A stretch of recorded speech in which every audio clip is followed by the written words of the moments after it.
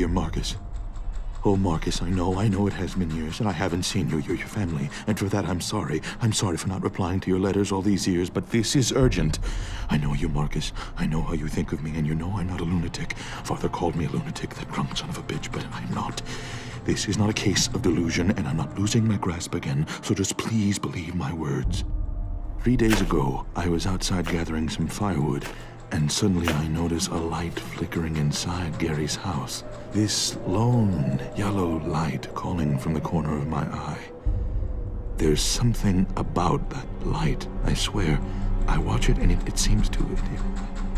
Then, Marcus, it strikes me. This odd sensation that something powerful is staring back at me from Gary's windows. And you remember Gary Jorgensen, that little neighbor of mine? Well, Gary Jorgensen is gone. He left his house that morning. So what is watching me from his empty house?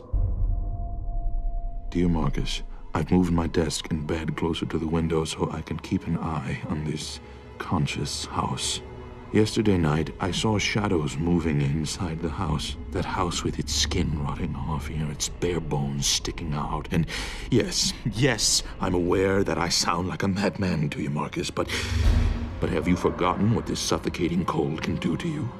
The way these blizzards can shake the house and make their way through the gaps. And living next to Gary?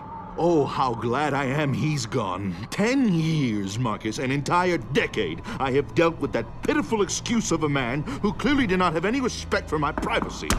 Every morning he would come to my house, sit on my chair like a bag of shit and eat his porridge. That disgusting cold porridge, like a meal for a rolling bulbous hog. He would stand there, Marcus, and give me that blank stare, just watch me with his void expression. But I knew what he was trying to do, Marcus. Oh, I knew the extreme lengths he went to break my sanity. Good morning, Winston. How are you, Winston? I brought you this porridge, neighbor. Those insincere, evil remarks hidden under his false gestures of kindness. I know what you are doing, you vile boar. Why don't you try this porridge, Winston? So happy to see you, Winston. Good night, Winston. Hello there, Winston. Hello, Winston. Winston.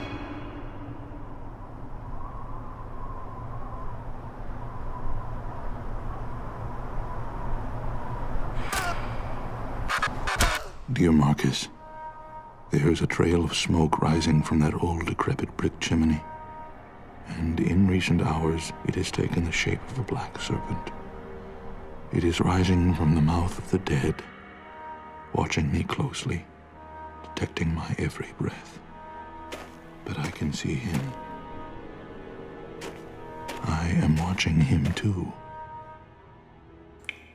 I go to the tree at the edge of the yard and I watch. Sometimes at nights when I hope I won't be seen. But I must go closer.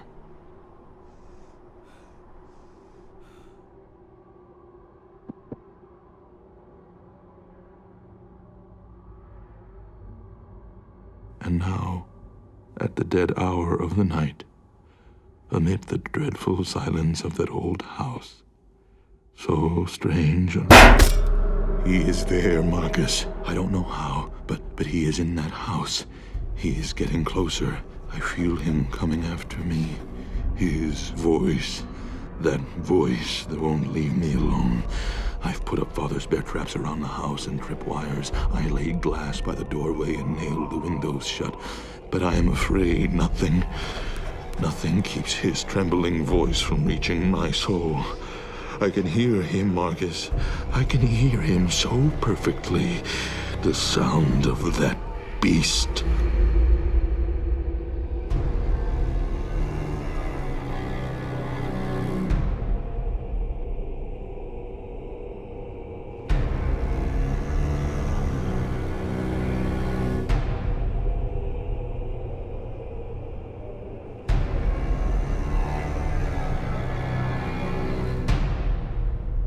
I found footsteps leading to me. Deep, violent marks scratching towards me from the endless white. He is here, Marcus. He is in the pictures, watching me. Everywhere, listening to every thought. Every word I put down.